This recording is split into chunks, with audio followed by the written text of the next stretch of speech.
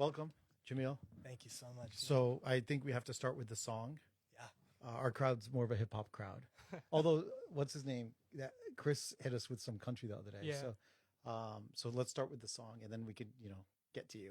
Absolutely, absolutely. So why I chose it? Yeah. Yeah. So when I got here and you guys mentioned what's your intro song? Yeah. It's like, oh, I need an intro song.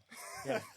And I thought about it, and then I just got nostalgic because growing up, my father was really into Elvis Presley, and he was also one of the top Elvis impersonators in the world. And so I was always surrounded. We had a music studio in the basement, and he had a band. He would travel all around the world. And when I was younger, prior to me being born, he actually toured with Elvis's actual band. Wow. And he's in the Elvis Presley Hall of Fame. What? And so coming from that space, I thought about, oh, it would be beautiful to bring my dad into this. And then I was looking on my phone and thinking, what song would be a good intro? And this one just came to mind. That's unbelievable. And your dad was a doctor too? Yeah, he was a family practice physician as well. And he would always joke around saying, my colleagues have golf, I have Elvis. And he would do these giant shows for charity and in hospitals. And it would be so incredible to see his patients would show up. And these are patients that would have rheumatoid arthritis, different pains all over the body. They could barely move. And then when he starts singing, they're in the front dancing for an hour with no pain. Wow. And music would be just the greatest healer. Yeah. Yeah, I love music. So I get it. I was talking to someone just the other day. They're like, I did that thing, it's weird when you're a doctor, there's a level of professionalism people expect that I consistently fail at. And what happened was, and this is one example, this happens 10 times a day. Some version of this happens to me 10 times a day. I pulled up to the office and I was like 5 minutes late. And so I just got out of the car and like before I shut it off, I got out of the car. And of course the person like parked next to me is a member of ours. And she hears like, this is like 8:05 a.m. on a Tuesday, like blaring Tupac with like cuss words and like gang West Coast, East Coast, and like her 3-year-old son who she trusts me with. And they're like, I could see in her eyes, like, is this My doctor? my doctor? And so the point is I listen to music like on the way to work. It like gets me like honestly, like if there's no music, it's a complete different state of mind. Yeah. Like a complete different state of mind. My break is like I love podcasts too, but I'm like 80-20 music. Yeah. Anytime I'm like getting ready for something, it puts me in the right. If I'm getting dressed in the morning, it might be like U2, like something more mellow. I'll tell you, I've never listened to Elvis, like as weird as that is. So yeah. And in Baker Health, we play music in our offices the whole time.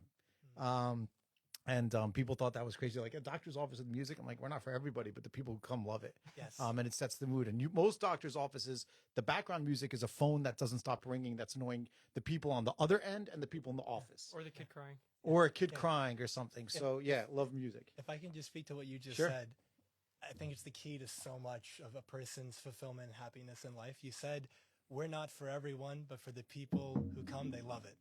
In that same way, when you try to be for everyone, you end up being for no one. Correct. And you're also not for yourself. And so you end up losing out on so much fulfillment.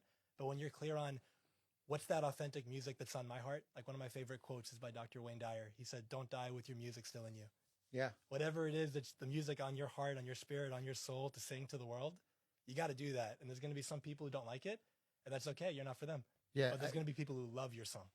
I want you to go through your journey because we're gonna have a bunch of questions. I'm gonna get into it, but that point, about not being for everyone, that took me, and I don't want to make this about me. It's gonna be about you. But this one thing, that took me like decades, professionally, to learn. It took me like if you told me 15 years ago, you're gonna get to the point where you think you're not the right doctor or your team is not the right group of doctors or practice for everyone. Like you're going to be like, actually, you're not the right patient for us. I'd say that's not only not going to happen. I would have thought that's sacrilegious. Like part of the ethos of a doctor is you treat anyone, everyone. I don't feel that way today. And like many doctors would be like, screw this guy. And I'd say, screw you. But the point I'm making is I have awareness that I'm also a patient of doctors. My wife is a patient. My kids are patients. My father. And I know I could name 10 guys that are Harvard doctors who 5 of them, just the vibe is not there. It's not an insult on their personality. It's just, I don't like them. This guy likes, doctors who are to the point. Another guy likes doctors who sit down and connect with you personally. And the medicine is secondary.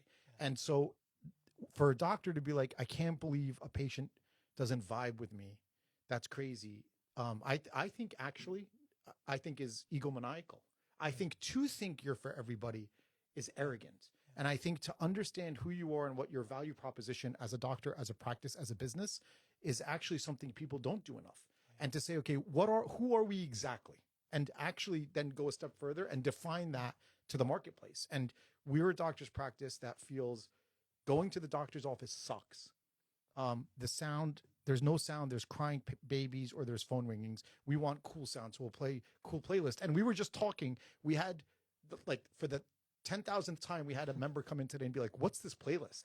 And if you ever thought someone would come to the doctor's office and about a playlist, I think that's cool. I'm proud of that, right? A lot of guys don't think that's cool. Cool, go somewhere else. But I think that's cool. People like it when some people love like wearing white coats. And by people, I mean patients, like their doctor to wear it. And God knows doctors like to wear it, right? And so I'm like, why am I wearing a white coat? Like for 10 years, I would wear a white coat. I'm like, what am I wearing? All it does is freak the kids out when I walk into the room. Immediately, they detest me. The kids freak out, right? There's a white coat syndrome. I'm like, do I need a white coat? Let me see what happens if I don't wear a white coat. Oh my God, you're not going to wear a white coat. And all of a sudden, we have a practice where nobody wears a white coat. And we dress the way the people we're treating dress. And if you look and walk and talk like the people you're treating, guess what? You create a connection. Now, there's still going to be 10% of the people that want the doctor to have gray hair, a bow tie, and a white coat. Not for them. So we play music. We don't wear white coats. And it's funny. Remember when we first started talking about this a few years ago? We're like, we're going to do this, that. It's funny. Now, the people who get what we're doing love what we're doing. Yeah. So, and they expect it. Yeah. They expect it. Like now, if the music goes off in the office or somebody shows up in a white coat, they're going to be like, cut that out. Go back to the way you were. Anyway, so now tell us, I know you told us Elvis story, but give us like your journey. Because I think Mo told you one of the coolest parts doing this on a selfish basis is I've met a lot of very interesting people I frankly wouldn't have met otherwise. And my favorite part is listening to kind of the journey that gets you to where you are. And I know you have a particularly unique one. I'd love to share that. And I want to say one thing to what you were just sharing, because I think it's useful for our listeners. You said, we play music, we don't wear the white coat, and let's say the unspoken one, and our patients get better. And so it's coming from this space of the greatest gift you can give yourself and your family in the world is to be unapologetically you. Yeah. And when you come from that space, the right people show up, the wrong people leave. And it takes care of itself. Yeah, correct. And so the preface to the story that I'd love to share with everybody is I don't want you to listen to this story as if it's just something about me. I want you to listen to this story about how it pertains to you, because there are lessons here for you that can change your entire life, that can change the way that you operate in the world. But if you just listen to it as it's something that happened to me, you're going to miss it. And so this is a metaphor that I love to use. I'd imagine most of us listening have been on a plane before. And so you've had the experience of there you are on the plane, flight attendant walks out, and you hear over the intercom, please put all of your attention on the flight attendant while they give you the safety lecture. And they teach you how to use a seatbelt. And what do you normally do in that moment? You tune out. You look at your phone, you look at the person next to you, if there's a screen on the chair in front of you, you're watching a movie, but you're doing everything other than what they're asking you to do, which is pay attention to this person. And why? Because you tell yourself the story, I know this already.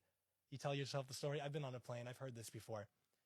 But what would be different if halfway through the flight, turbulence was more than usual, and the flight attendant came out and said, I have an announcement. We're going to crash. And if you listen to what I'm about to say in the next 30 seconds, you might survive. Would you listen differently? And the answer for everyone is yes. And if I were to say why, at some level, it's because my life is on the line.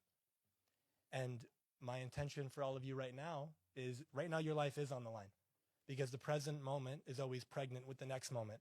The future doesn't exist. It's not created yet. You have a present moment, and what you do now creates the next moment. So if you're present now versus being distracted, let's say, while you're tuning into this conversation, there's going to be nuggets of wisdom, nuggets of gold, things that can change the course of your entire life that if you're present for, you'll receive them. And if you're not, it'll go right over your head. And somebody else would say, oh my God, did you see that? It was such a great conversation. And you say, it was all right. Like, it wasn't that life-changing because you just missed it. So that's my invitation of how to listen to this story. So the story really began when I was 19 years old. I went to school in the Bronx in Fordham University in New York, and I was a sophomore at the time. And in that moment, I was part of this pre-med group. And I remember it being about a Monday, Tuesday. And I got asked by the people in charge of the program, hey, every year we have to go to Albany, the capital, to fight to keep our funding. You're one of the students. You've been getting some great results from this program. Could you please show up and basically say, I'm getting all this value from this program. Please don't cut our funding. And I said, sure, no problem. And then Tuesday rolls around, Tuesday night, I start getting this intuition, this gut feeling. And it says, something's not right, don't go. Very specific. Something's not right, don't go. And like most of us, when I got a message like that, I ignored it. And so then Wednesday rolls around, louder. Something's not right, don't go. Continued to ignore it. Thursday, my intuition's yelling at me. Something's not right, don't go.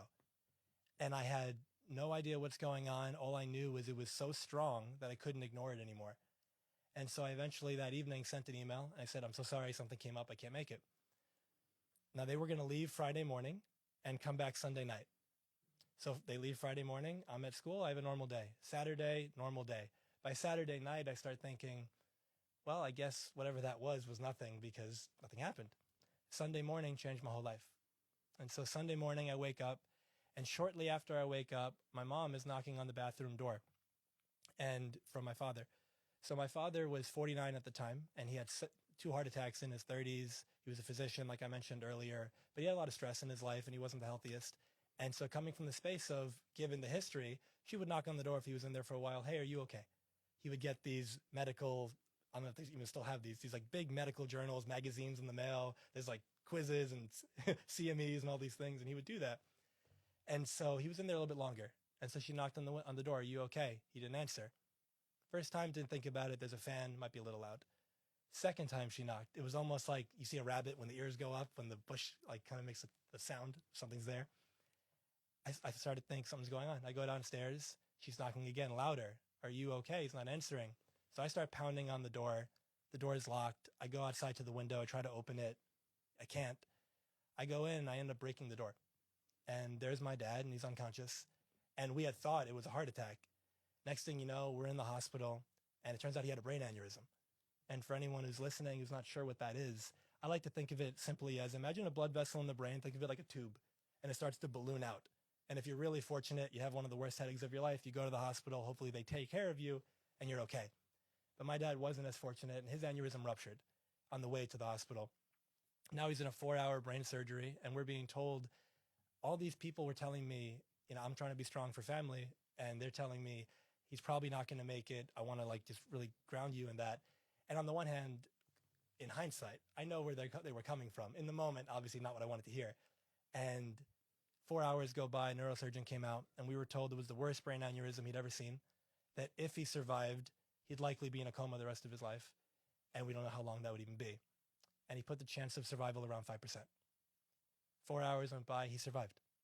And I walk into the room to see my dad, and I mentioned earlier, physician, Elvis impersonator, a lot of energy, a lot of life. You mentioned earlier, I believe while we were on camera, like the bedside manner.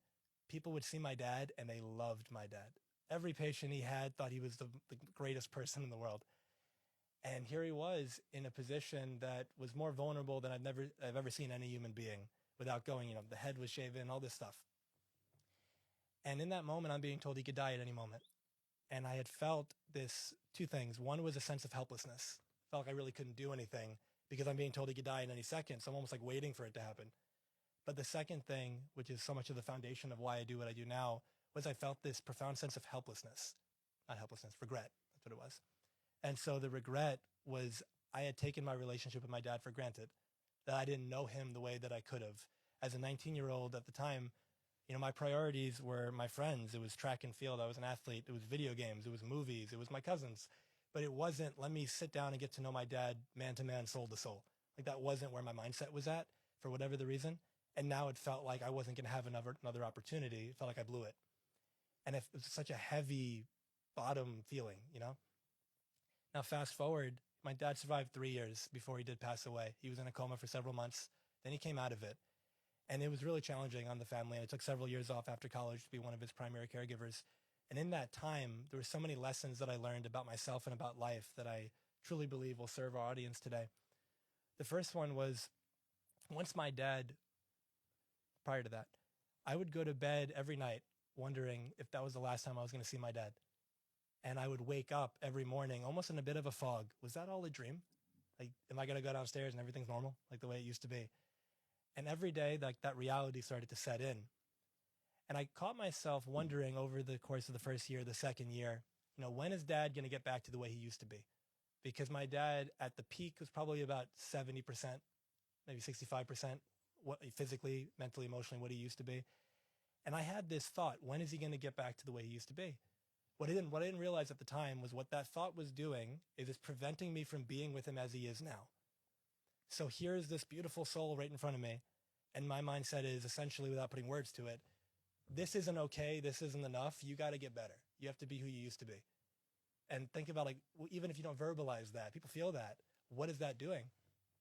And when I finally recognized it, and the mental shift was, dad's alive right now. He might not be here tonight. He might not be here tomorrow. What if I just made the most of this interaction right now? What if I just brought in as much love as I possibly could for this human being? And I started to do that, but then it also hit me, hold on a second. Yeah, dad might not be here tomorrow, but that's true of my mom, my sister, myself, everyone that I know. And so I started to show up with a level of intentionality in every relationship and every interaction that this moment could be the last moment. One of my cousins, she gave me one of the greatest compliments of my life. So, I'm known for my hugs. I can give you one if you want after. I'm known for my hugs. And when one of my cousins said to me, I love your hugs. Every time you hug me, I feel like you're never going to see me again.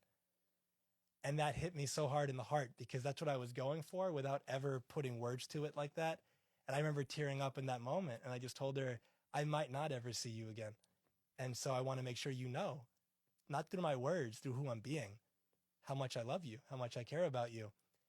And so in these 3 years taking care of my dad, I had some of my highest highs and my lowest lows. Going back to that moment of regret in the hospital, I blew it. I'm not going to have another shot. I had these 3 years for me to make that right. And I got to spend 10 to 15 hours a day with my dad. And we got to do everything. We got to play music together. We got to do physical therapy together, go for the walks, everything. And he became one of my best friends. And it was such a beautiful experience for me. But I also had some of my lowest lows. He had short-term memory loss. He was prone to seizures. Sometimes the short-term memory loss was long-term memory loss. And there was a point where he forgot who I was. There was a point where he was having 3 to 5 minute seizures in my arms and the phone's across the room and I didn't know what to do. And for our audience, if I just stopped talking and stared at the camera for 5 minutes, you see how long 5 minutes really is. And it was scary. But it just strengthened that I have today. Let's make the most of this. And then in these 3 years, 2 of my cousins passed away. One was 20 and one was 21. And the way I think about it is if you asked either guy when they were 18, what's your goals, dreams? What do you want out of life? It's like I promise you neither guy would say I'd be dead in the next 2 to 3 years. And so there's this Buddhist philosophy of the problem is you think you have time. I hope that everyone listening has all the time that they're wanting, but we never know. So it's like, where are we living from procrastination? Where are we living from I'll do it tomorrow? Where are we coming from that space of holding back our love, holding back our effort? And it's robbing the world of who we could be, which gets to this next part of the story. So my dad passes away after the 3rd year, and I'm at his wake, and it's a 5-hour wake, and over 7,000 people came. And I shook every single person's hand, and almost everyone said, your dad saved my life. And it was people from all around the world, different cultures, religion, dress, everything. And it was so humbling to see people who wanted to acknowledge a man that meant so much to them, that truly loved and cared about them, and that they loved and cared about. And so he passed away at 52. Aneurysm was at 49. And there I was around 21-ish. And I had this sense of being so humbled. Like, wow, what would it be like to have an impact like that? But then I had this aha moment, this realization of 2 of my cousins passed away at 20 and 21. Here I am at 21. And I think when we're younger, it's so easy to not think about something like death and come from a space of that happens to old people. But when you realize, obviously, in my experience, these 2 cousins of mine that were the age I was, it could happen today. So how am I living my life? And I realized that I was afraid of rejection. that I cared way too much about what people thought about me. We said earlier, or I said earlier, about being unapologetically yourself. I cared so much about people thought about me. I was dimming my shine. I was robbing the world of who I could be, because what if you don't like me? And so one of my favorite words is enthusiasm. Enthusiasm comes from ante theos or en theos, and it means the God within.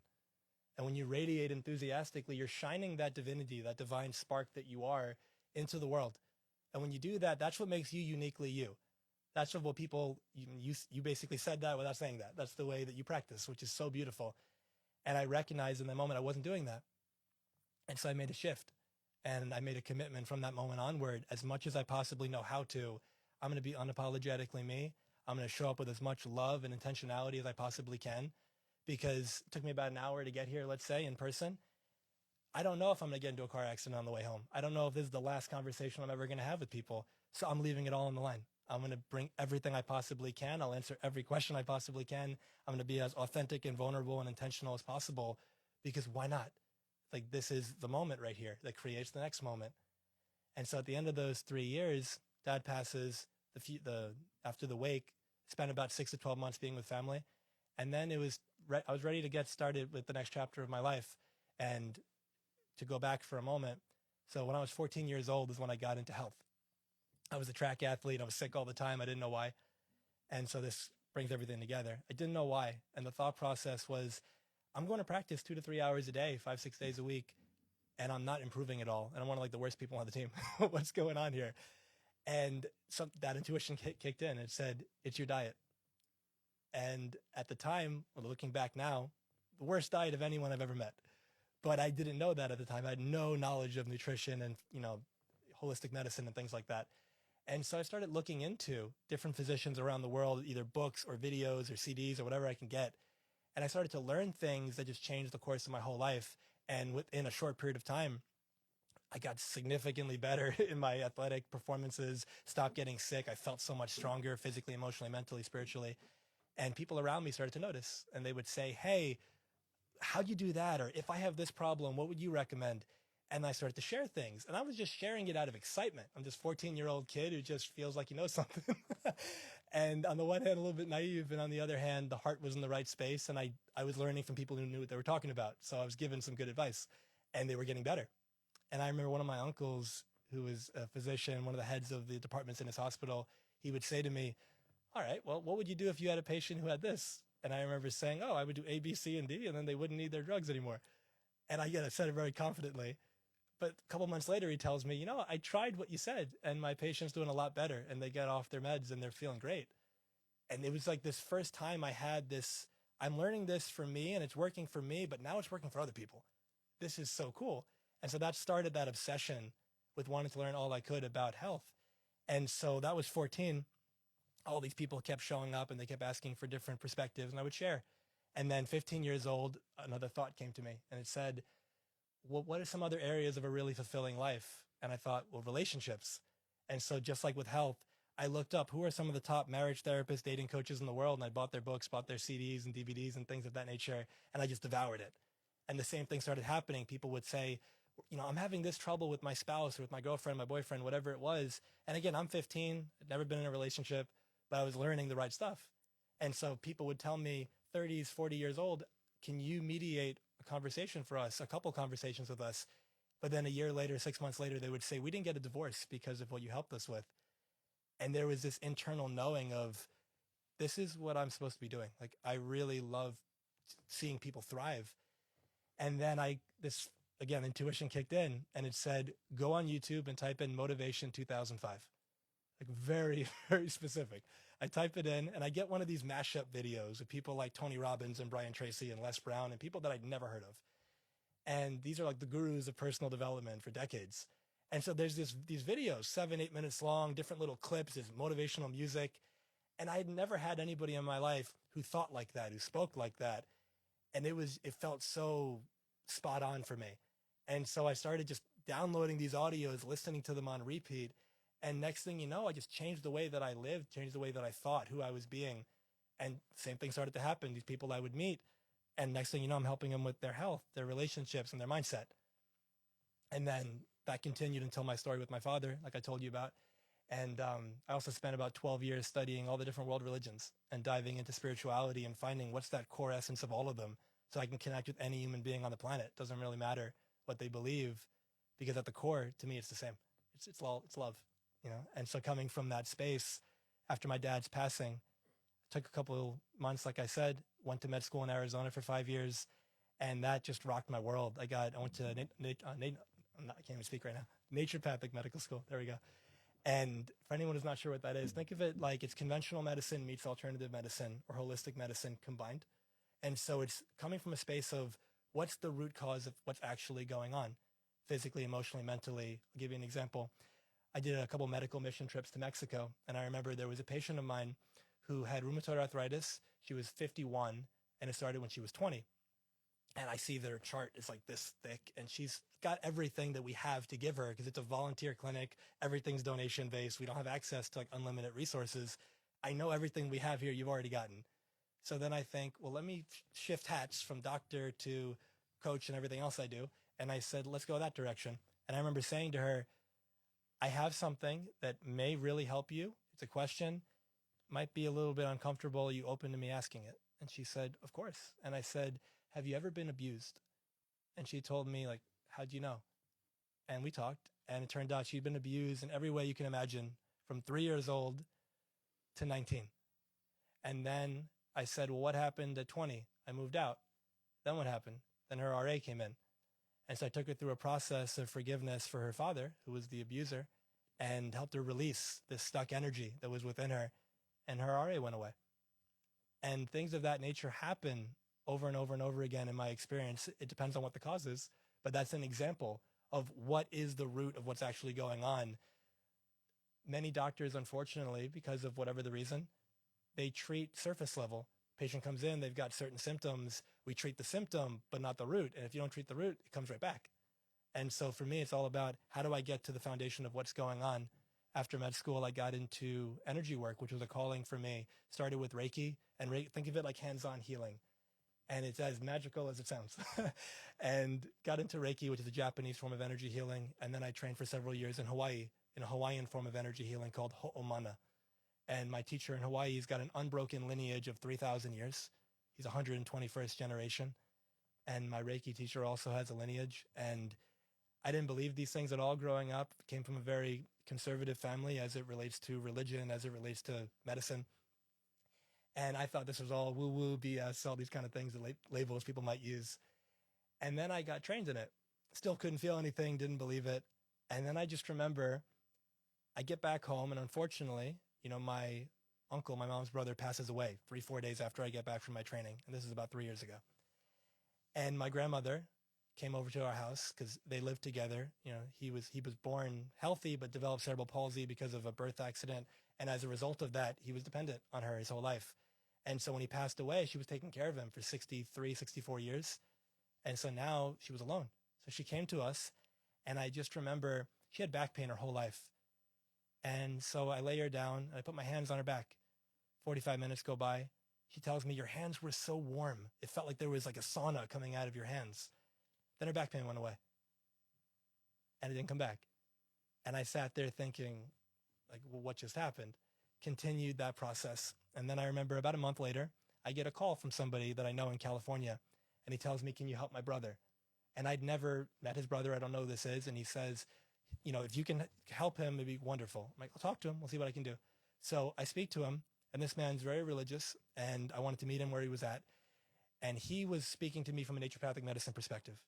But obviously he's across the country. I can't check on him physically. I don't know what's going on in that sense. So outside of general health advice, I don't know what I can offer. And I said, you know, I believe God brings people together for a reason. And I said, do you believe that? And he said, absolutely. And I said, I just got trained in something. It's probably going to sound really out there and strange. But if you're open to it, worst case scenario, nothing happens. Best case scenario, there's a miracle. And he goes, I'm open to anything.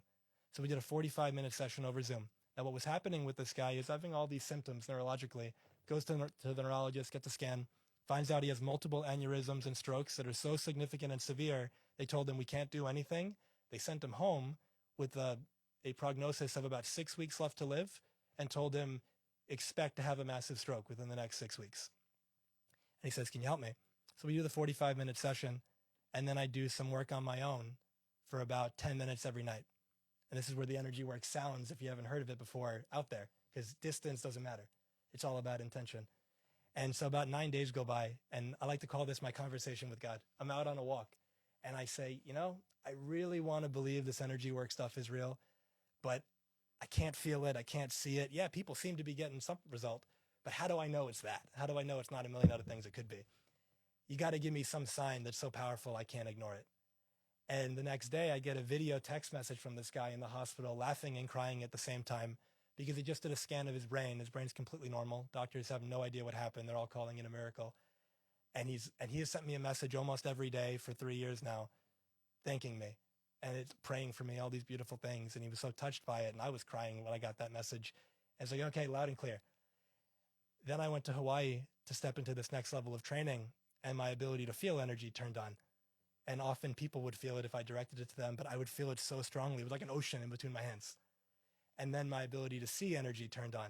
I started seeing colors around people. And people started healing from so many things, mental, emotional, physical. And it was just such a beautiful connection between what I call the four bodies. That each of us, we have a physical body, we have an emotional body, a mental body, and a spiritual body. And the idea is, what are you doing in each of those four bodies? And so for me, we've got the physical, which is where I think the naturopathic medical side comes in. I practiced for about 9 months or so after I graduated, but I was coaching for free for 13 years prior to that, just because I loved it. I love people. I wanted to do whatever I could to help them with their physical, their emotional, their mental world. And after those 9 months, I went out on my own. I did my coaching full time, and I keep my license active in Arizona where I went to school. But right now, my full practice has to do with mostly how do I help somebody release the mental and emotional challenges that are sabotaging them? How do I bring in the energy to facilitate that healing and that transformation faster so that they can create the business success, the relationship success, the life success that they're looking for?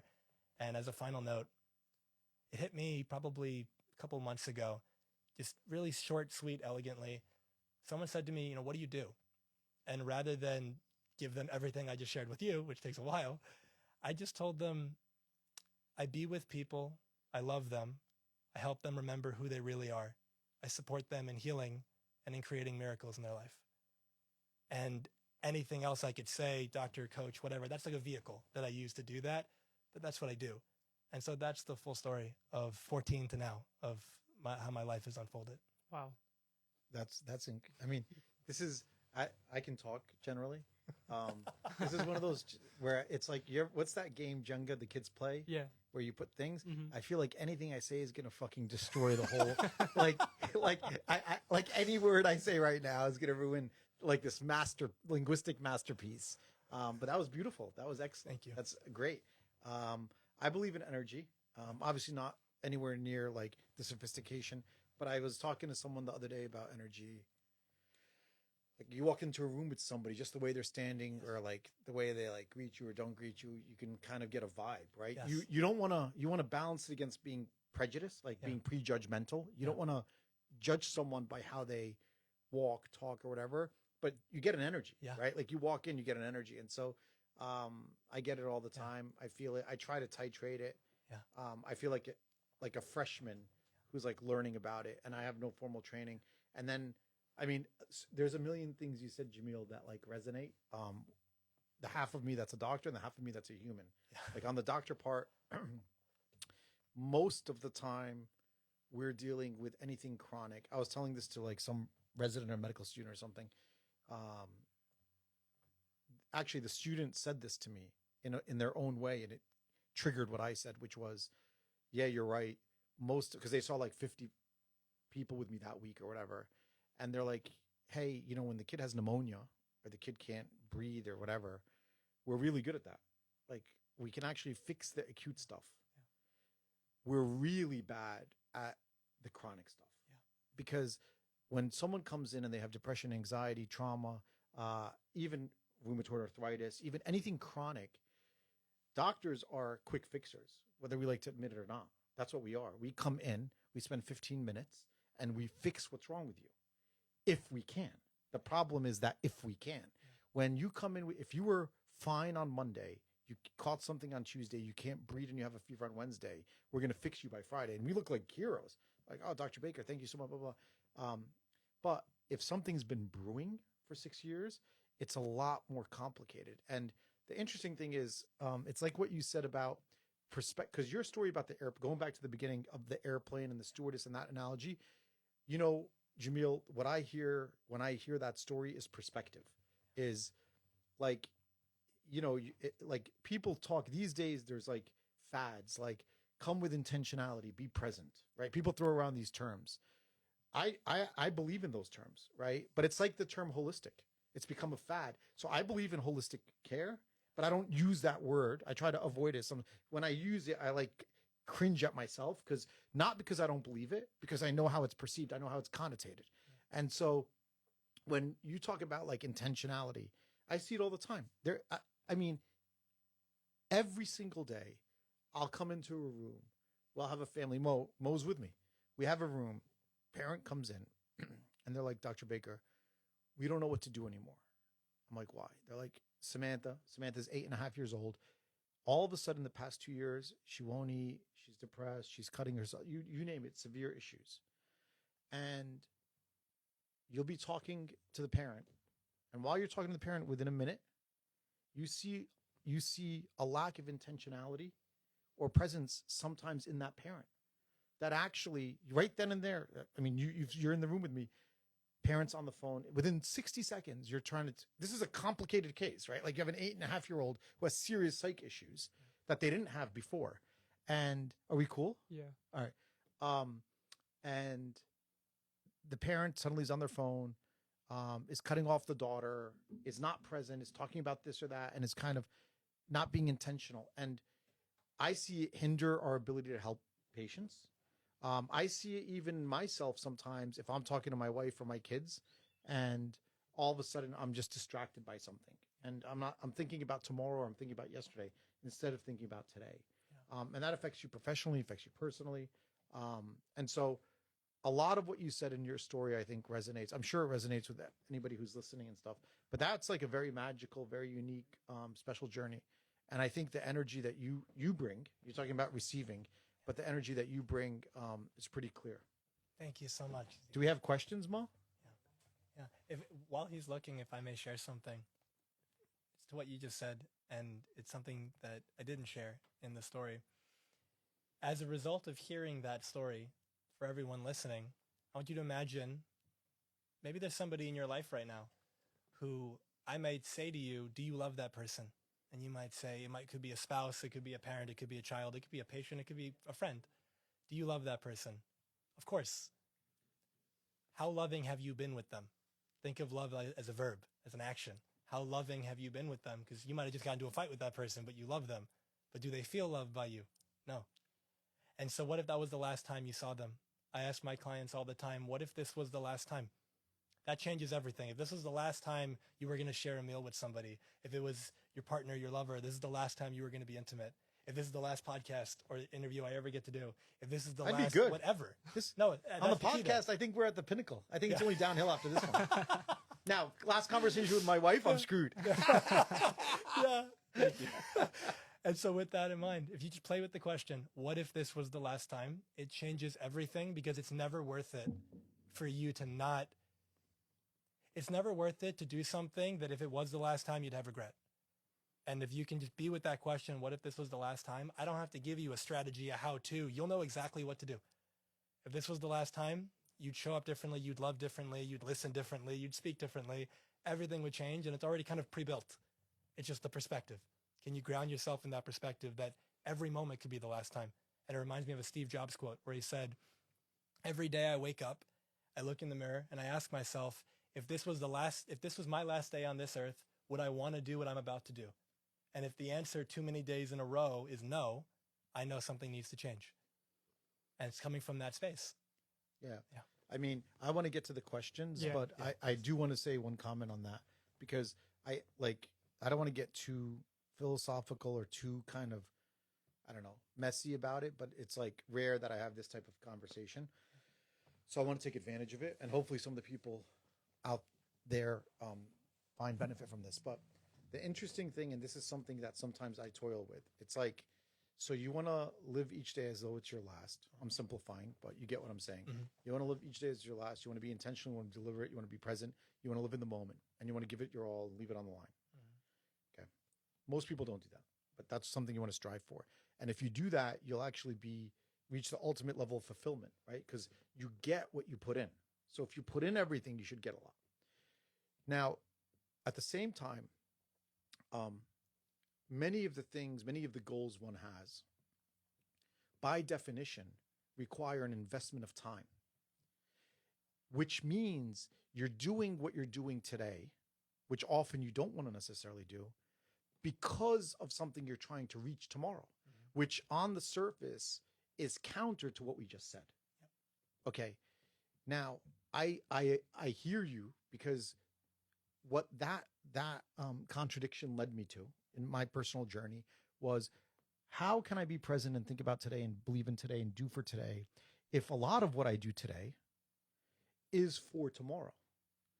And then, like, my oldest son loves Kobe Bryant, loves Kobe. Like, I was his second choice as dad.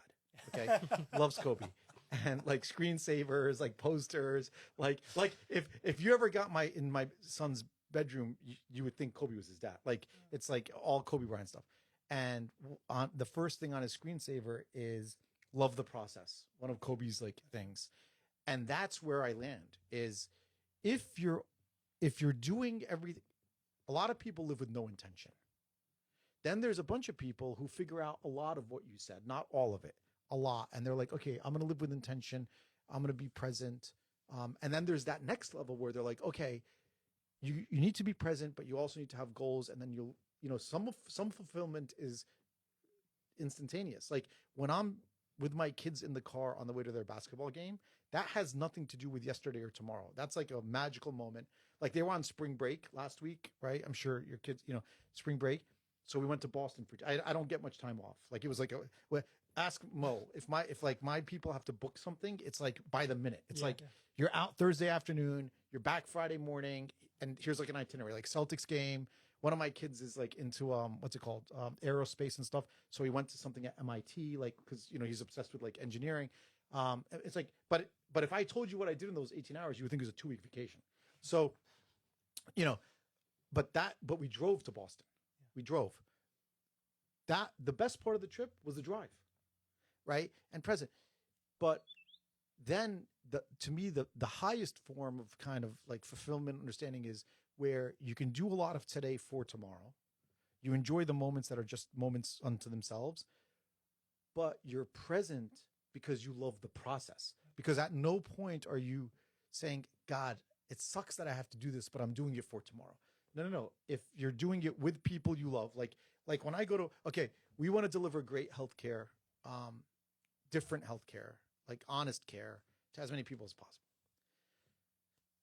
That's you sacrifice a lot, you do a lot. But you know what? That I don't look at it as sacrifice, because when I go to work 7 days a week, I'm with Mo, I'm with Fatin, I'm with Jenny, I'm with people that honestly, I don't know how they feel.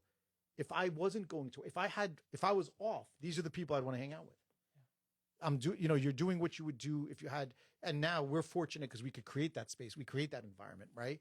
And so I think for the people listening, I guess there's like levels to it. Like you need to say, because it's easy to say this is bullshit because of what I said earlier, where how can you be present in the moment if your fulfillment requires sacrifice, which means you have to do stuff you don't want to do, right? It's layers of contradiction, but there's a path, right? But it's your path. You got to figure it out. Yeah. Spot on. Yeah. Should we get, sorry. Yeah, I have starting off with a great question. Fascinating conversation, and you have such a unique background. My question is regarding relationships. I've been in a toxic relationship in my younger years, and to be honest, while that's really bad, it's easier to recognize than, say, a good relationship. My partner provides well for us, is a man of good character and really kind, but every year, and then she put in quotes, every day, if I'm being honest, I am increasingly unfulfilled, and I feel like we're just roommates. And then it's like, how do I handle it? Yeah. That kind of thing. Perfect. Is there a name? No name. Miriam Baker. You're great. Okay. Sorry. Yeah, no, it's good. And so I want to preface this answer, and I'd imagine every answer after, with obviously, I don't know the person. And so the questions I may ask this person is going to be very different to somebody else, and that would give me different information. And so this is going to be more of a general relationship type of perspective. But if I'm in a relationship and I'm feeling a lack of fulfillment and I'm feeling like my partner and I are roommates, there's two sides to it, at least two sides to it. First is a perspective that I come from in any area of life is what is the greatest way you can empower yourself? And the greatest way to empower yourself is to step into being at cause, which is not a matter of blame, fault, shame, any of that. It's coming from a space of if my life, if my relationship, if my health, if my whatever isn't what I want it to be, what actions can I take? What conversation can I have? What can I do to actually shift the situation? And so if this hasn't already happened, having that deep conversation, and it could be multiple conversations with this person of sharing from your heart, this is where I'm at right now.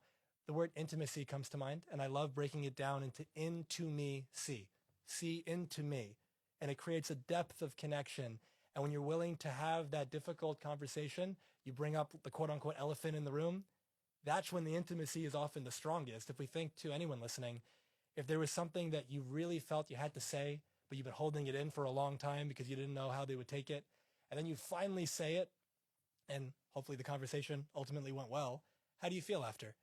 You feel relieved. You feel so much better because you finally let it out. And so in that same kind of way, if someone's telling me in this present relationship, this person's a good person, they're providing, they're doing all these wonderful things, first get clear for yourself, am I showing up as the greatest version of me that I could for this relationship? Am I bringing any of my emotional, the word I was trained in is emotional baggage, the mental and emotional baggage from the past, am I bringing that into the present? Very often we relate to people either as they used to be, not as they are right now, or we look at a past partner in an intimate relationship and we project them onto the current partner. And that's not fair to the current partner because that has nothing to do with them. That's our own unresolved wounds that could be healed. So there's a possibility, because again, I don't know this person's background, there's a possibility they've already done the work. But if they haven't, there may be some challenges there internally that are being projected out.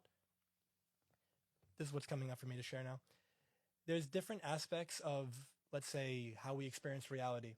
One is called perception is interpretation. The next is called perception is projection.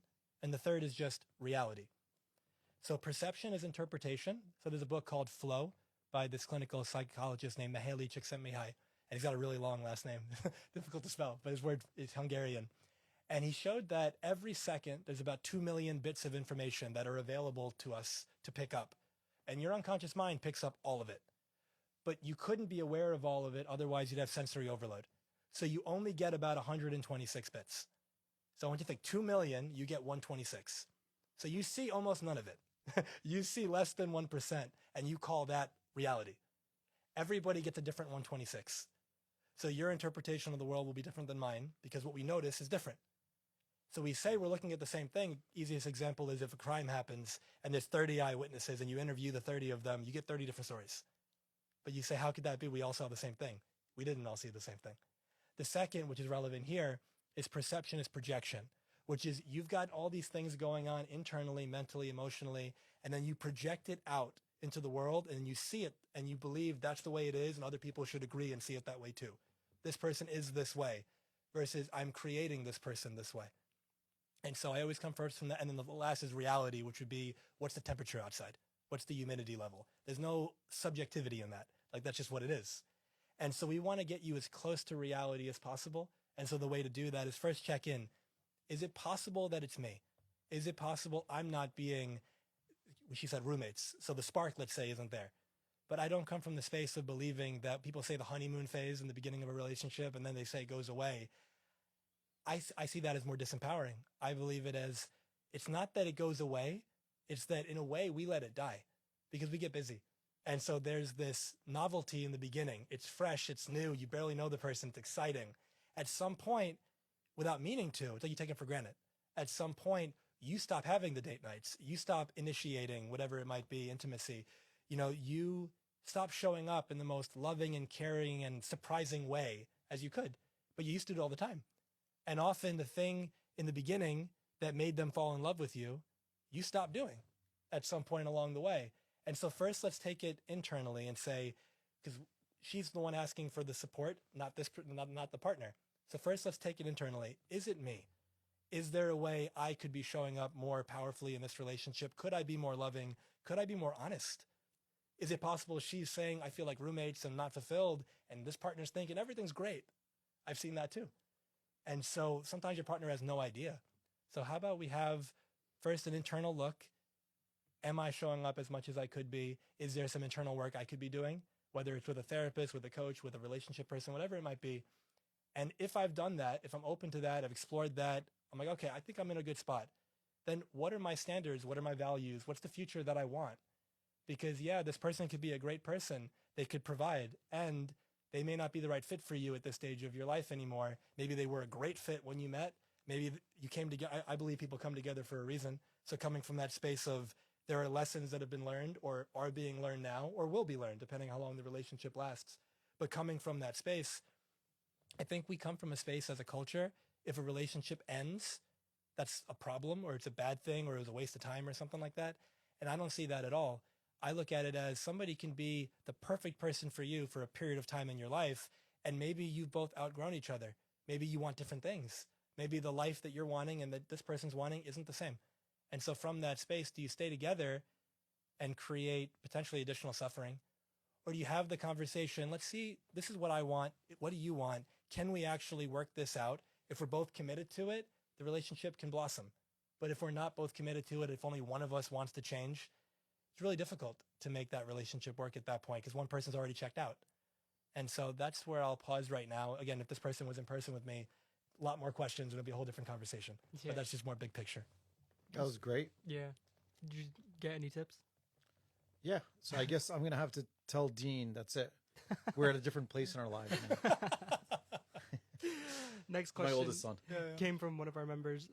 He asked, I'm looking to make a career change as I'm very unhappy in my present professional state. How do you propose I go about this in the most You productive could just way? ask the question yourself, my friend. No, I love my job. What was the end of it? Sorry. That's good. How do you propose I go about this in the most productive way? So again, there's a lot of context that's missing there. Yeah. But what I would say is big picture, somebody wants a career change because they've identified, I'm not happy. So first, let's just play with a couple questions. Is it that I'm not happy with what I'm doing? Is it I'm not happy how I'm doing it? For example, there's a book, it's called Good to Great. And the author gives this metaphor of being on a bus. And let's say you have a business. Well, you want the right people on the bus. You want them in the right seat. And you want them sitting next to the right person. And if you've got all three of those and everyone wants to go where this bus is going, you've got an excellent team and this is going to go really well for you. But if half the bus doesn't even know where you're going and 10% of them are like, can we get off? And they're in the wrong seat and they're arguing, it's going to be a mess. So in that same way, what is it about the career that isn't fulfilling? Is it, again, the career itself? But then the question would be, what got you into that in the first place? And what made you go down that path? For some people, it was pressure. Let's say from society, parents, family, whatever it might be. Some people, I just didn't know what I wanted to do. So I just kind of stepped into something because it just felt like the right move for the moment, whatever it might be. But first, just get clear, why am I not happy? And then if you were to tune in, if I was really honest with myself, I would love to, if money wasn't a factor, if I could make money doing anything. These are just questions to play with, sentence stem structures. If I could do anything, what would I love to do? What do people tell me I'm good at? What do I do right now that when I do it, time just flows and it feels so effortless? And when you come from that space, how could I provide that as a service in such a way that somebody would want to pay me for that? That somebody, I remember a teacher of mine say, oh, there's no money in that. Somebody said that to him. And he said, there's no money in that. And he goes, let me tell you something. There's a guy on YouTube right now who's got a YouTube channel on the Smurfs from like the 80s or the 90s or 70s, whenever those cartoons are from, just on the Smurfs. And he makes $250,000 a year just talking about the Smurfs because there's a whole community of people who love the Smurfs. If he can make money doing that, I promise there's people who are interested in whatever you're interested in. So then the question is, again, first, why am I not happy? What's missing in my life? Is the career really the problem? If it is, it's just not the right fit for you anymore. Then there's the practical. Well, where are you at financially right now? Are you at a place where you could just stop the career and go explore and do some things and figure it out? Or is it, paycheck to paycheck kind of situation? And I need the money right now. And if that's the case, you keep the career for the time being, but there's a level of hope that gets created when you know that you're actively looking. When you're not working on the main career, what could you be doing right now, either for free, or what could you be training, learning, going to school for, whatever it needs to be? There's going to be a sacrifice, which is a word you used earlier. I remember one of my early mentors was Gary Vaynerchuk, big business guy on social media. And I follow him on LinkedIn. yeah, and he would talk about similar ideas, but people would say, I work like 8 to 6. When am I going to have time? He goes, get home, eat dinner, and then work from 8 to 12. But what about my free time? And he's coming from the space of, you've got a limited window of time to make this happen. And if it's that important to you, you have to make the sacrifice. Because 1, 5, 10 years later, you're either going to still be in the same career that you don't like, or you're going to be doing the new thing really fulfilled, saying that short-term sacrifice was so necessary. So it's coming from that space of get clear on the practical side. Can you just go all in right now? Or do you have to gradually do it more of like a side hustle kind of thing and get clear? What is it that would fulfill me? I think most people don't know themselves. Don't get clear on what does my family want me to do? What should I do? What makes your spirit come alive? What makes your heart smile? Nice. You do that, it changes everything for you. Nice. Can I just make a comment? Because I thought, like, for anybody like that person who asked the question, or anybody who has any, how would we phrase this, professional confusion. Like there's a bunch of 20's young, you're supposed to be professionally confused. There's a bunch of 30 to 55-year-olds listening, a bunch that I will say think they don't like what they're doing professionally. That's super common. And in fact, there's a bunch that don't think they don't like what they're doing professionally, but are depressed, anxious, obese because they don't like what they're doing professionally. They don't even know it. Yeah. And I think what Jamil just said was like the best answer I've ever heard about a very common question that receives common answers that are usually insufficient. And the one thing I never heard before, and frankly, I don't know I'd ever thought about it, but it made me think of something, was because usually people are like, and we get this all the time. How many times we get people, they're like, hey, I'm thinking of changing, like through personal, professional connections. I'm thinking of changing, what do you think? What should I do or whatever? And you, when I respond to that question, whether it's family or friends or whatever, I usually pick up where the question left off, meaning they say, hey, I'm not happy professionally. What do you advise me to do? And then I just pick up from there. But what you said was go back a step, was, are you really not happy doing what you're doing, or are you not happy doing it where or how or whatever? And I won't repeat everything you said, but by the way, on the kitchen table, my kids read one book a month outside of class, and Dean is reading Jim Collins, right? Yeah, that's it. Right now, when I take you upstairs, on the kitchen table, it's a red cover, right? Yeah. Good to great. He's like halfway through it. He loves it. Side note, how cool is that I could have said any book? Yeah, and that's I'll show you. Upstairs. It's sitting up there. Yeah. At least he puts a fake bookmark. I think he's reading it. Yeah. He like twists it whenever I'm walking down the stall. So, and I'll tell you why that I think is a brilliant thing, because when they started off in law and now they don't like law, and they're like the son of a friend of mine, I can give limited advice. Yeah. Like I could give general advice. But I'll tell you why I know why your answer is brilliant in terms of stopping before you assume you don't like what you're doing. Is, as a doctor right now, there's this, it's been for 5 years probably, this huge like physician burnout thing. Yeah. And Mo hears me say this all the time. That's by and large bullshit. And again, this is another place other doctors get mad and they're like, oh no, it's not true. Doctors are burnt out, blah, blah, blah, blah, blah. And I respect my colleagues. I love my colleagues. I do. I love doctors.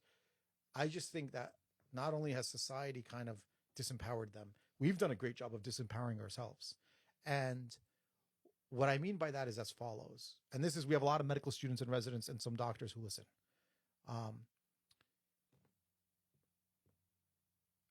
Doctors today work less than your dad was a doctor. Mm-hmm. Okay. Your dad works many more hours than the average doctor does today. And that's not to disparage the guys now. It's just to tell you, you're not burnt out, dude, because your dad loved what he did, working twice as hard as the guys who did now. So burnout is the wrong word. You're pissed or you're not happy, not because you're putting in an extra 30 minutes or because you work every other weekend. That's not why. It's because you don't like the context of doing what you're doing. Yeah. And it's not what you thought it was going to be. Like when my dad was a doctor too, by the way. when my dad, if I asked my dad 10 years into his career, 20 years into 30 years into his career, how do you like what you're doing? His answer would have been the same. I love it. It's exactly what I wanted to do. The problem with doctors today is when they're 48 years old, practicing cardiology or pediatrics or ENT, it's so far away from what they signed up to do. It's not that they don't like being a doctor. It's they don't like doing what they're doing, how they're doing it, because now they have your dad and my dad never had a suit, an administrator come and tell them what to do or which EMR to choose. They never told them, listen, this is your schedule. Okay. So doctors have disempowered themselves. They've given the practice of medicine away to others. And now they're like, I don't want to practice medicine. You do want to practice medicine. You just don't want to do it the way John over there is telling you to do it. And so I see it a lot in that. Then I have with doctors, I could go a level deeper because I live that life. And I say to my friend, you know how many times I get doctors like, oh, I just want to go teach, or I'll do consulting. Or you know how many guys I know that are great doctors that end up doing medical legal?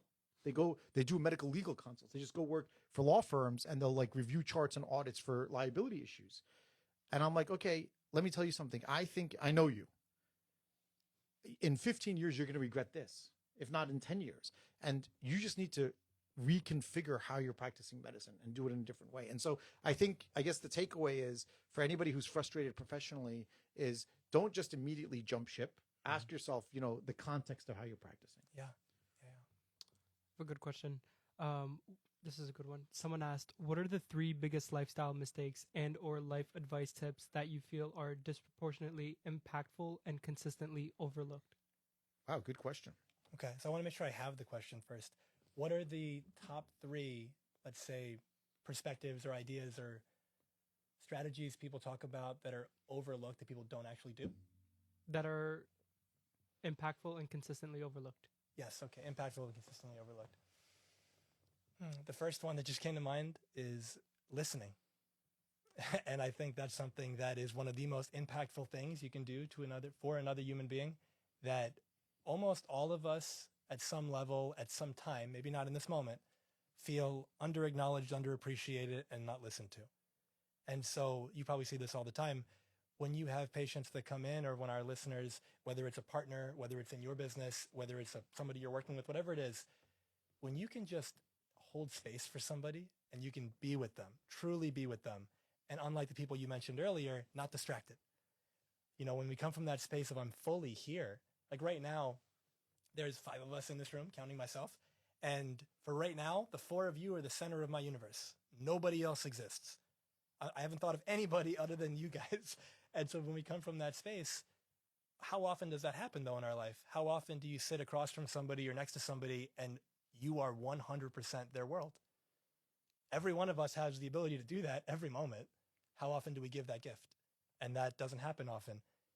This goes back to that relationship question. What could you do? You clearly, as the person who wrote the question, not this one, but I'm going to bring them all together. This person wrote the question clearly coming from a place of, I feel a certain way and the relationship's having a challenge. What can I do about that? So clearly she needs to be listened to. But the partner has a perspective, going back to the 126 bits, this partner has an interpretation that's going to be different too. And so let's listen to each other. Let's really hear each other out. Let's make sure that we're on the same foundation when we're making our action. So listening is the first one that comes up for me. Second thing is, it kind of goes in my story, I guess, as well, because this is coming to me on the spot. So what are the 3? Listen. The second one is, as simple as it sounds, find the common humanity in people. Celebrate differences instead of just judge them. I think we live in a world that gets so divisive because we focus on self and other, me and not me. This is what I believe and anything else is bad, wrong, or different. If we come from a space that, there's that old personal development quote, everyone you meet is fighting a battle you know nothing about. And it's a variation of that. Every one of us has our own story. We have our own challenges, our traumas, our highs and our lows and everything in between. And you meet somebody and it's like every person is the greatest book that you haven't read yet. If you're willing to listen, ask questions, and be loving. We said earlier, love is a verb. If you use it as a verb, to me, it's like love. There's another quote, I forgot who said it, but some idea of love is the greatest medicine. And somebody said, what if I give love and it's not enough? And the person said, raise the dose. And so it comes from that space of, as some people might hear this and think it's cliche, some people might get it the way that I mean it, coming from my heart to you. There is nothing more powerful than your love. If you actually came from a space of living from your heart, everyone around you feels it. Everyone around you has benefited from it. First and foremost, you benefit from it because you're no longer judging yourself for past situations and mistakes and all that, because you can't do anything about that. Now you're coming from a space of just, you give yourself a pass. There's grace. There's a forgiveness so that you can be the best version of you now, not holding on to something that let you go a long time ago. And so first it's listen. And again, this is advice for business, personal life, everything. First is really listen. People will give you all the information that you need, and you'll be able to give the best responses that you could possibly give. Second is be loving. Actually show up from your heart as often as possible. And when you forget, have compassion for yourself and just get back on. You know, people say, what if I stumble? It's part of the process. You're not meant to be perfect. You're just coming from that space of, can you be 1% better than you were yesterday? Can you be 1% more loving than you were yesterday? So first piece of advice, listen. Second, be loving. Third advice, be you. And so be you goes back to being unapologetically yourself. Another quote that comes to mind, I have 1,000 of these floating around, is you were born an original, don't die a copy. And it's coming from the space of, we look online, especially nowadays with social media, and it's so easy to compare ourselves. And I know I've done that in the past. So easy to compare ourselves, saying that person just got whatever the result. I should be further along than them, or I should have that, or what's wrong with me and why am I less than or deficient because I don't have A, B, and C. But there's this perspective I was, exposed to years ago.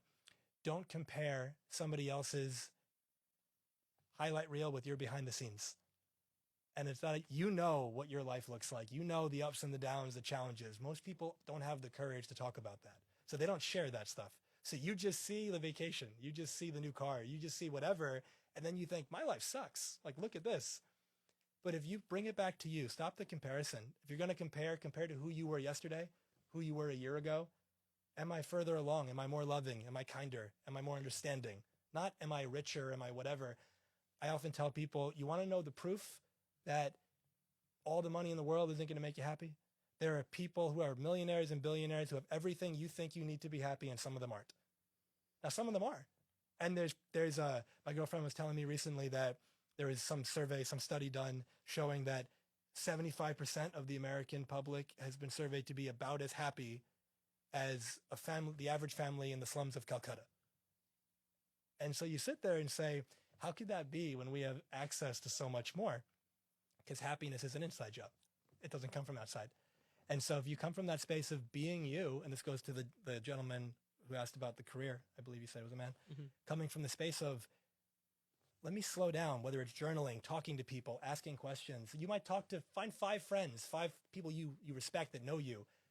What is it about me that stands out to you? What is it about me that is unique? When I leave a room, what do you miss? Like, when you ask questions like that, you get a perspective on you that you don't normally have. And you start to get clear, who am I? What's the life I want to be known for? You can reverse engineer it. Go back, go forward. You're 90 years old, 100 years old. You're on the rocking chair.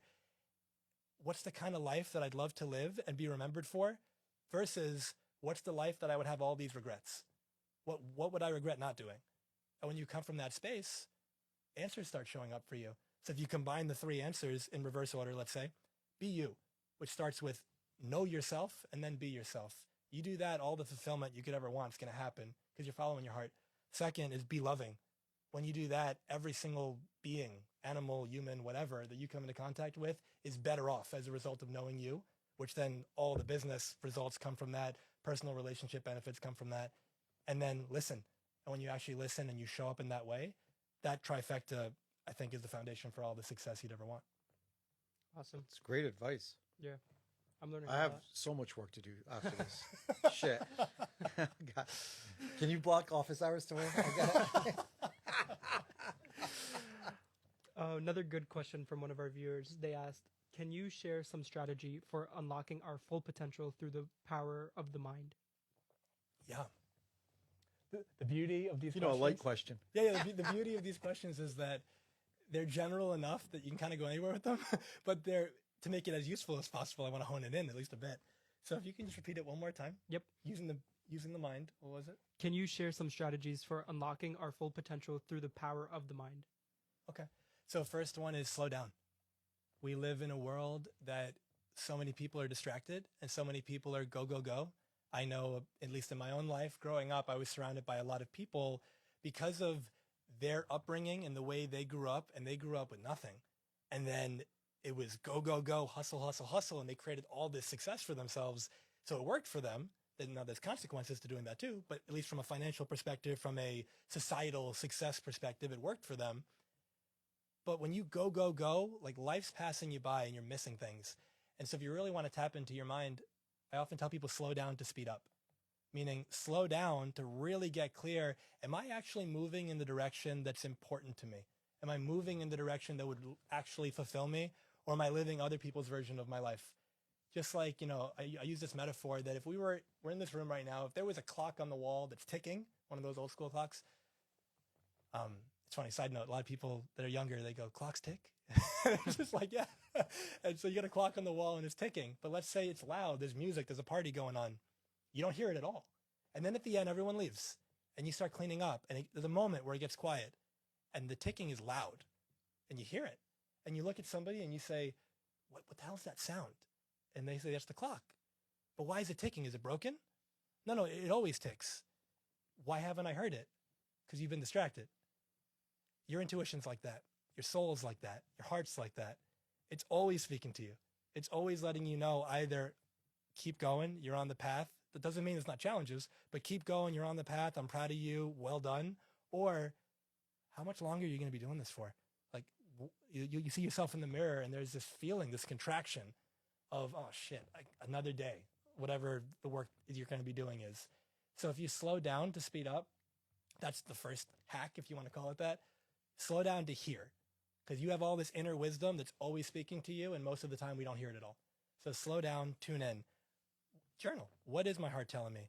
Whether it's relationally, so for example, that person who asked the relationship question, I'm not fulfilled, I feel like roommates, all these kind of things. You got to slow down to know that. If you're in a rush all the time, it's not that obvious. And so slow down first. Second thing is, at least from my perspective with the work I do, mental and emotional release work is so fascinating because so often, so you have something in psychology called the imprinting phase. It's from 0 to 7 years old. And that's where the bulk of your personality is developed. Some people say by 7, some people say by around 3. There's an old Hebrew perspective where these Jewish rabbis would say, give me the boy until 7 years old and I will show you the man. And it's this idea that if you get the foundation in this person, that's so much of there from a computer perspective, like they're programming. So we each have our programming, our conditioning, our patterns because of our parents and our upbringing and whatever happened in our life. So you've learned things that you've internalized and now it's subconscious. You're not even aware of it. It's subconscious or unconscious. So there's things driving you to do what you do and you may not even know why. You might have a certain goal in business and personal relationship and whatever, in health. And every time you start to get close, you either sabotage it or you fall off or you get it and then you fall right back. That's because you've got an unconscious programming that's not allowing it to be permanent. And until you release it, you're not going to get the result that you want long-term. So when I think of mental and emotional release work, first it's getting clear, what is all the emotional baggage? What is all the mental baggage? We bring it up. And once we bring it up, we can clear it. Once we clear it, what are your values? What's actually important to you? And then there's something we call the core wound or the greater problem. And it's different for everybody, but some of like the greatest hits, I'm not enough. I'm not lovable. I don't matter. These are like the big picture ones and everyone's different, but those come up often. And when you think about it, imagine if at the core of your being, you've got some thought, I don't deserve success. And it's not just a thought, it's a core belief, but you're not even aware of it. So here you are trying to be successful by your definition and nothing you do works. And then you release that belief and then you just take off. And it's because you have these anchors mentally that you're not even aware of. So first I would say, slow down. Second, I would say, do the mental work, do the emotional work. It could be meditation. It could be journaling. It could be just nature time. In Japan, they call it Shinrin Yoku. It's forest bathing. Just by you being in nature, by you, like your front yard here, you're just beautiful. Just by you being in nature, your nervous system calms down. Your mind calms down. The racing thoughts start to stop. and you just feel home. You just feel present. And then from that space, you can listen, and then you can tune in. I feel like there's a million other things I could say to answer the question, but I'll pause there to respect other people's questions. I feel like each of these answers should be its own podcast. Yeah. I mean, Right? this has probably been the longest we've been on, and I don't want to stop anytime soon. I'm good to keep going. You guys are. So like really incredible. So I guess, yeah. So I got to go to Hawaii. Is that the trick? He was just in Hawaii. This guy, man, we're doing it wrong. I have a question, not as deep as the others. Question is, how do you blend naturopathic medicine with Western medicine? Yeah, for sure. So it's coming from this space. I like to think of it, growing up, I was into like superheroes. So Batman's got the utility belt, and the utility belt has all the different things that he might need. And when you're a kid watching it, it's like he's got everything on there. No matter what he needs, he's got it. So in that same kind of way, certain people in naturopathic medicine and in allopathic medicine, which is another way of saying conventional medicine, some people come from an us or them mindset. So it's like one or the other, when the answer is always some blend of both. And so the question is, in this moment, what is needed? In this moment, what would best serve the patient? In this moment, you talked about acute and chronic. The way I was taught by so many different mentors of mine, both in school, before and after, is you've got 5 to 10% of what people show up with is usually acute. And conventional medicine does phenomenal with that. If I got into a car accident and there's a pipe in my chest, you better believe I want to go to the OR and I want to get all the drugs and all this whatever and save my life. But like you said earlier, chronic disease, we often mismanage that. And chronic disease is often a misunderstanding of what's actually causing it. And so one simple way to put it is chronic disease occurs when acute disease is mismanaged. And so when you come from that space now, how do we blend the two? I look at medicine more like a team sport. And so if somebody comes to see me, let's say I was practicing, I wasn't doing my coaching, let's say I was doing full-time medicine. I have an understanding that I could support them with, but they might be if someone's blood pressure is 220 over 150, they're not getting an herb and dietary advice only. There's a medication you need. I don't want you having a stroke right now. Like there's something that you need right now. So we combine the perspective of let's take dogma out of it and let's come from a space of what would best serve this patient right now. There was a colleague of mine, unfortunately, in my perspective. She said, I've been in practice for 40 something years and I've never prescribed a medication once. She took pride in that. Now, cool. Hopefully that means though that none of her patients needed it. But if you don't prescribe because I don't prescribe as just like a dogmatic belief because you think medicine's bad, and then as a result of that, one of your patients or more get hurt, that's not okay. And so coming from that space of how do you combine the two of blending the best of Western medicine with the best of Eastern medicine, the best of holistic medicine with the best of more reductionistic? Because, like a specialist, if I know a good amount about a lot, I still don't know as much about the heart as a cardiologist. And so if somebody has a real big heart problem, I could help in addition to a cardiologist, but I wouldn't want them to just see me.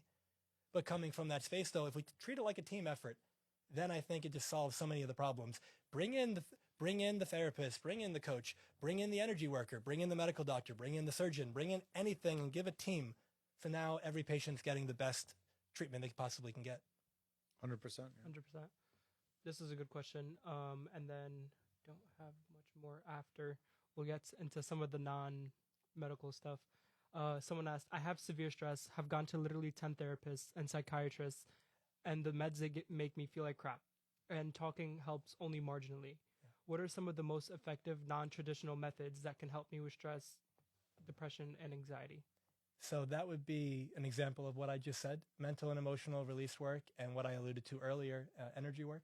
What I have found in my experience is that when people say, I've tried everything, and this kind of goes to the question earlier about, where am I coming from when I ask the question? So if somebody says to me, oh, I've tried everything, that to me is a red flag in my mind from the perspective that if you really have tried everything, something would have worked. And so if you say I've tried everything and it didn't work, it means that not that everything didn't work, it means the way you did it didn't work. The way you tried it didn't work. Whoever you were working with wasn't effective. Give you an example. One of my, when I was in med school, my third year, there was a patient who we were doing an IV on her, and she was saying, I'm trying out acupuncture, and I saw like 8 acupuncturists in a row. Nothing. It didn't help at all. but I've seen magic happen and miracles happen with acupuncture. So I'm just listening. But then she tells me we had a medical doctor from China who is such a skilled acupuncturist, and he was incredible, like a genie, a wizard with a needle. And she went to see him. And she says, until I saw that guy, he put those needles in, everything changed. So somebody could go to the first 8 people and say acupuncture doesn't work. It's just the practitioner wasn't good. And so that's similar. So now with this person's example, if you're seeing 10 therapists and nothing seems to be working, there's a couple ways to be with this. The first, and please know everything I say, in as much as I possibly can, is always coming from love and respect for you, because I don't know you, and I want to give you as comprehensive of an answer as I can in the limited time we have. So first, there's the internal. Is it me? If I saw 10 practitioners and I got no benefit, am I showing up in a resistant way? Am I showing up in such a way that's blocking, the healing? Am I seeing 10 people who all practice the same way?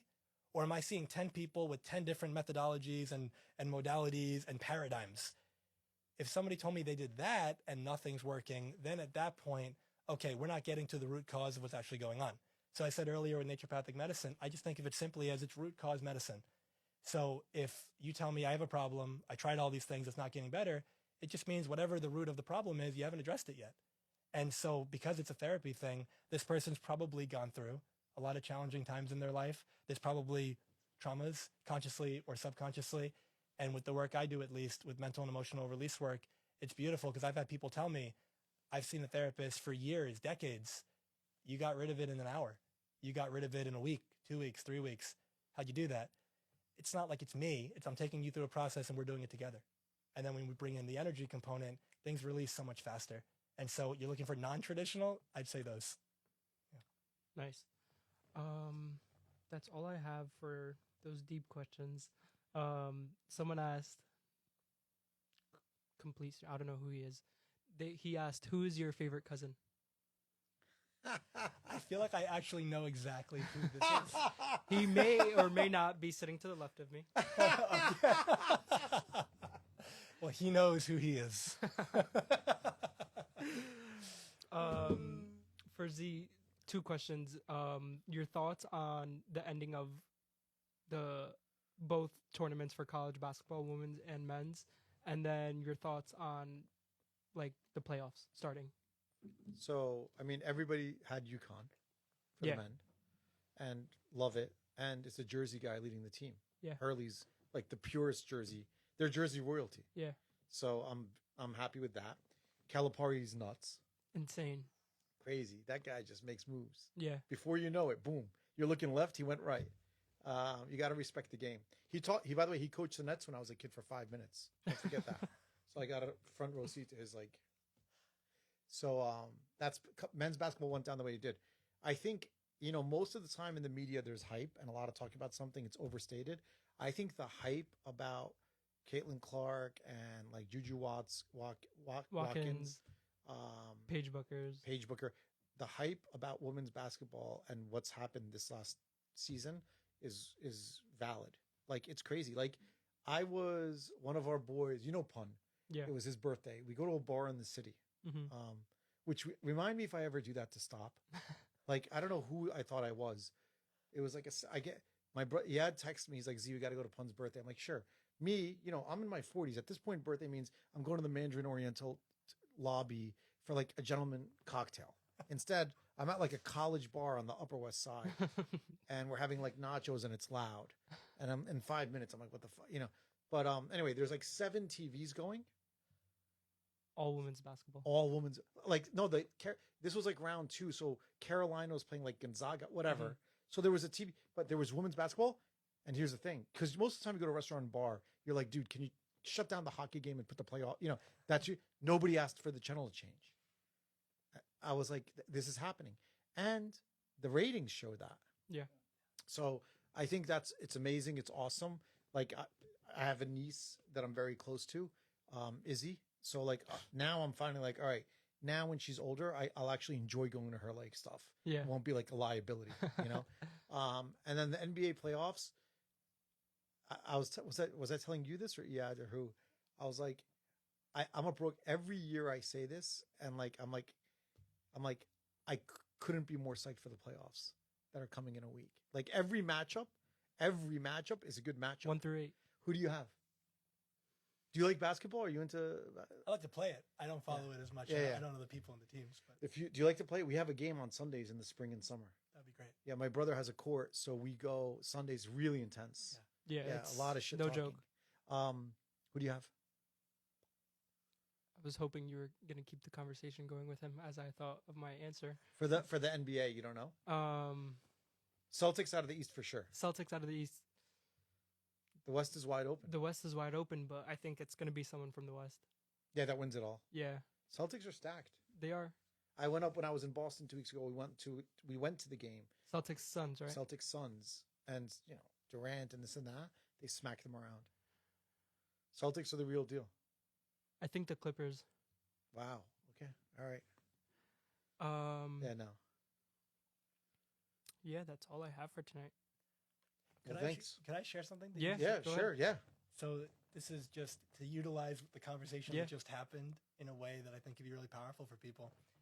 So it's amazing to me to hear a conversation go down like just happened, because it's a whole world that I'm slightly aware of, but nowhere near the depth that you guys are. And so when we come from that space of, now imagine for our listeners, whether it's a relationship, whether it's your health, whether it's some goal that you have, could you speak about your partner or your goal like that? The way there was passion, there was interest, it just flowing off the top. Like, can you do that? And very often we can't. And so that's one of the reasons why that area of life isn't what you want it to be in. And it's like, what's the commitment?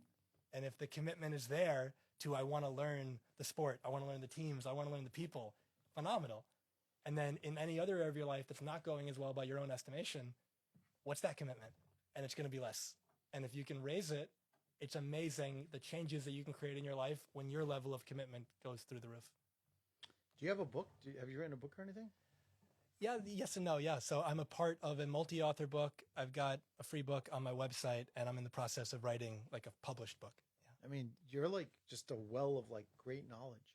And I don't just say that. Like, trust me. Like, I'm sure like your cousin would agree. Like, this is probably of all the conversations I've had in 43 years on this planet, I can't think off the top of my head of a more significant conversation. Like, thank you so much. I mean it. Like, it was just like an abundance of really, really important, powerful, and honest input.